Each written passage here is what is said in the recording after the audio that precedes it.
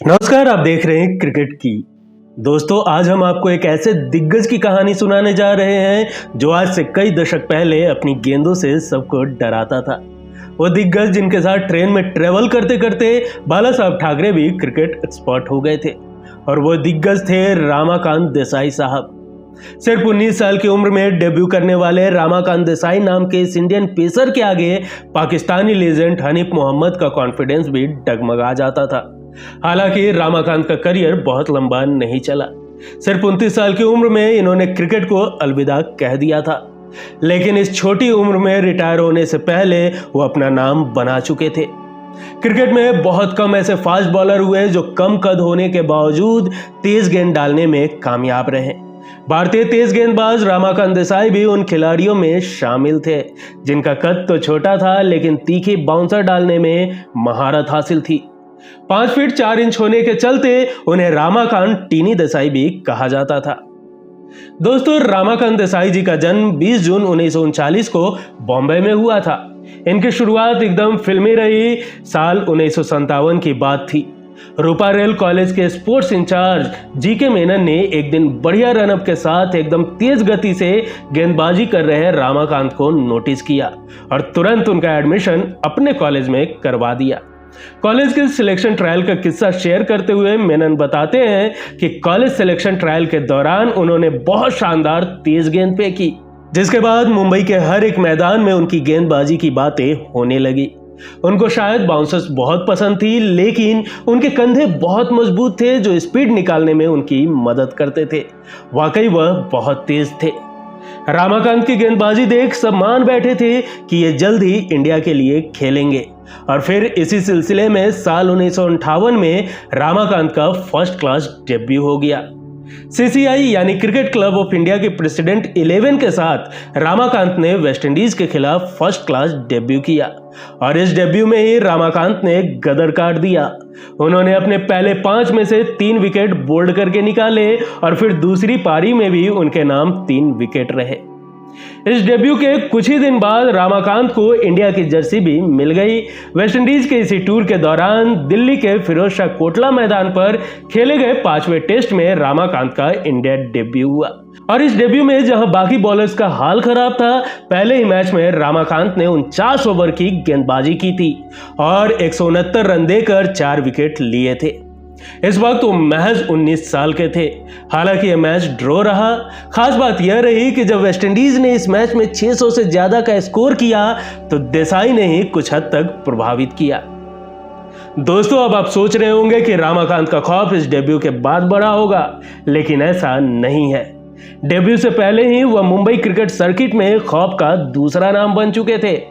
1950 के दशक के आखिरी सालों में उनके खौफ का एक किस्सा चंदू पटनकर ने सुनाया था। भारत के लिए खेल चुके चंदू ने रामाकांत की बॉलिंग पर खूब कीपिंग की थी। उन्होंने रामाकांत के बारे में एक इंटरव्यू में बताया था कि जब रामाकांत देसाई बाउंसर डालते थे तो खून खराबा होता था, और असल में वो भी डरते थे कि उनकी बाउंसर बल्लेबाज को चोट पहुंचाएगी, इसलिए वो ऐसी गेंद नहीं डालना चाहते थे। लेकिन विजय मांजरेकर, जो उस वक्त शिवाजी पार्क जिमखाना एसपीजी के कप्तान थे, वो उनसे लगातार शॉर्ट गेंद डालने को कहते थे, और इसी में एक हादसा भी हुआ। अपने बल्ले और माथे पर तिलक लगाकर खेलने वाला एक बल्लेबाज एक रोज अच्छी बैटिंग कर रहा था और मैदान पर अपना टाइम एंजॉय कर रहा था, और तभी रामाकांत की बाउंसर उसके माथे पर लगी और उनको हॉस्पिटल लेकर जाना पड़ा। उस समय में सिर्फ कैप्स पहनी जाती थी, इसलिए वो बच नहीं पाया था। साल 1959 में भारतीय टीम इंग्लैंड दौरे पर गई। रामाकांत ने तेज गेंदबाजी आक्रमण की अगुवाई की। इस दौरे पर लॉर्ड्स टेस्ट की पहली पारी में इंग्लैंड के 80 रन में 6 विकेट गिर गए थे। इनमें से अकेले 5 विकेट रामाकांत देसाई ने लिए। तब क्रिकेट की बाइबल माने जाने वाली मैगजीन विजडन ने उनके बाउंसर और आउट स्विंग फेंकने की क्षमता और साहस की तारीफ की थी। हालांकि भारतीय टीम उस मैच को 8 विकेट से हार गई, लेकिन रामाकांत ने इंग्लिश बल्लेबाजों में अपना खौफ पैदा कर दिया था। रामाकांत देसाई ने भारत के लिए 28 टेस्ट मैचों में भाग लिया, जिसमें टीम इंडिया 4 मैच ही जीत सकी। लिटिल मास्टर सुनील गावस्कर से पहले पाकिस्तान के लेजेंडरी ओपनर हनीफ मोहम्मद को लिटिल मास्टर कहा जाता था। हनीफ मोहम्मद के कई सारे किस्से फेमस हैं और इन तमाम किस्सों में एक बात कॉमन है कि हनीफ बहुत कमाल के बल्लेबाज हुआ करते थे। साल 1960-61 में पाकिस्तान की टीम 5 टेस्ट खेलने इंडिया टूर पर आई थी। हनीफ ने इस सीरीज में दूसरे सबसे ज्यादा 410 रन बनाए थे, लेकिन इस फॉर्म के बावजूद रामाकांत की बाउंसर्स ने उन्हें बहुत परेशान किया। रामाकांत ने इस सीरीज की 9 पारियों में हनीफ को 4 बार आउट किया और सीरीज खत्म होते होते हनीफ को एक नया नाम मिल गया, रामाकांत का बकरा। पीटीआई के लिए कॉलम लिखते हुए हनीफ मोहम्मद ने इस सीरीज का जिक्र भी किया था। हनीफ ने लिखा था कि इंडिया टूर की एक खराब याद रामाकांत देसाई के साथ मेरी मुठभेड़ थी। उस छोटे कद के फास्ट बॉलर ने उस टूर पर कई बार मुझे आउट किया, जिससे मेरा आत्मविश्वास हिल गया था। यह शायद इसलिए था क्योंकि वह पारंपरिक तेज गेंदबाजों जैसे नहीं थे, जो आमतौर पर लंबे होते हैं और गेंद को ऊंचाई से फेंकते हैं, ताकि अगर वह गेंद शॉर्ट पिच भी हो तब भी बल्लेबाज उसे सही समय पर पढ़ सके। देसाई के साथ ऐसा नहीं था, उनकी शॉर्ट पिच गेंद वाकई शॉर्ट थी।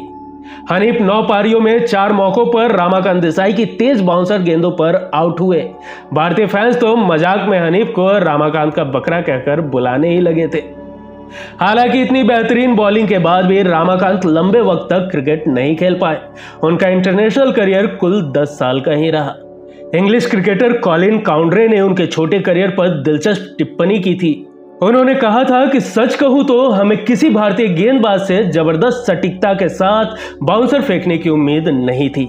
मैं लॉर्ड्स में उनके उस स्पेल में विकेट के पीछे से आउट हो गया था। मुझे लगता है कि इंडियन कैप्टन ने उनसे लंबे स्पेल में ज्यादा गेंदबाजी करवाई। सीरीज के खत्म होने तक वह थक गए थे। रामाकांत देसाई ने टीम इंडिया के लिए 28 टेस्ट मैच खेले और भारत ने इनमें से 4 में जीत दर्ज की। पुरानी गेंद से भी देसाई काफी प्रभावशाली थे, साथ ही वो बल्ले से भी उपयोगी योगदान देने में माहिर थे।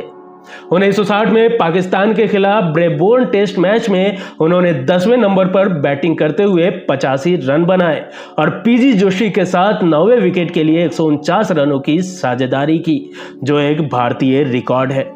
1968 में न्यूजीलैंड के खिलाफ डुनेडिन में देसाई ने अपना आखिरी टेस्ट मैच खेला, जहां उन्होंने पहली पारी में 32 रनों की नाबाद पारी खेली थी। दरअसल 1964-65 में उन्होंने न्यूजीलैंड के खिलाफ बॉम्बे टेस्ट में अपने करियर का सर्वश्रेष्ठ प्रदर्शन करते हुए 56 रन देकर 6 विकेट लिए थे। 2 साल बाद न्यूजीलैंड के खिलाफ 1967-68 की टेस्ट सीरीज में भी रामाकांत का प्रदर्शन शानदार रहा। तब उन्होंने डुनेडिन टेस्ट में आखिरी विकेट के लिए बिशन सिंह बेदी के साथ 57 रन की साझेदारी की थी। यह साझेदारी इसलिए भी अहम थी क्योंकि न्यूजीलैंड के गेंदबाज डिक मोट्स की गेंदबाजी पर रामाकांत देसाई का जबड़ा फ्रैक्चर हो गया था। वो टूटे हुए जबड़े के साथ खेले थे। भारत तो वो टेस्ट जीत गया था, लेकिन देसाई फिर देश के लिए टेस्ट क्रिकेट नहीं खेले। उन्होंने मात्र 29 साल की उम्र में अंतर्राष्ट्रीय क्रिकेट को अलविदा कह दिया। रामाकांत देसाई की क्रिकेट जर्नी में शिवसेना के संस्थापक बाला साहब ठाकरे का भी अहम रोल था।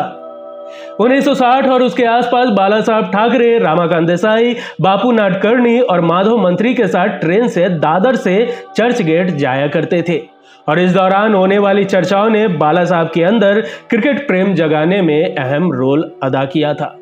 इन्हीं चर्चाओं के चलते बाला साहब ठाकरे को क्रिकेट का अच्छा ज्ञान भी हो गया था। कहा तो यहां तक भी जाता है कि रामाकांत देसाई बाला साहब ठाकरे के पसंदीदा क्रिकेटर भी थे। रामाकांत देसाई को साल 1996 में भारतीय टीम का मुख्य चयनकर्ता बनाया गया था। उन्होंने बल्लेबाज के तौर पर सफल करियर के बाद सचिन तेंदुलकर को इसी साल टीम इंडिया के नेतृत्व की जिम्मेदारी सौंप दी।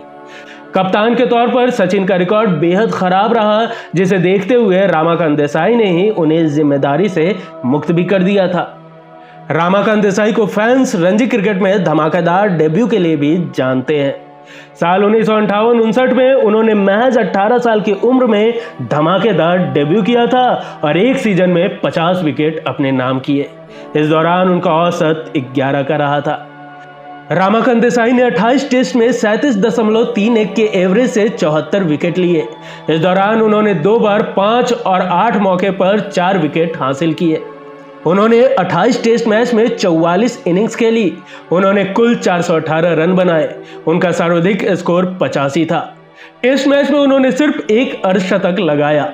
उन्होंने 9 कैच भी लिए। रमाकांत देसाई ने मुंबई के लिए 53 रणजी मुकाबलों में कुल 239 विकेट लिए। रमाकांत देसाई ने ओवरऑल 150 फर्स्ट क्लास मैच में 468 विकेट अपने नाम किए। इस दौरान उनका पारी में सर्वश्रेष्ठ प्रदर्शन 46 रन देकर 7 विकेट रहा। रमाकांत प्रथम श्रेणी क्रिकेट में 22 बार पारी में 5 या उससे अधिक विकेट हासिल किए, जबकि मैच में 10 या उससे ज्यादा विकेट लेने का करिश्मा 2 बार कर चुके थे। प्रथम श्रेणी क्रिकेट में रमाकांत के नाम 2384 रन भी दर्ज है। इनमें एक शतक भी शामिल रहा। 27 अप्रैल 1998 को 58 साल की उम्र में हार्ट अटैक के कारण मुंबई के एक अस्पताल में रमाकांत देसाई जी का निधन हो गया था। दोस्तों, ये कहना शायद गलत नहीं होगा कि रमाकांत देसाई जी जिस ओहदे के खिलाड़ी थे, उस अनुसार क्रिकेट जगत में उन्हें उस स्टार का सम्मान नहीं मिल पाया।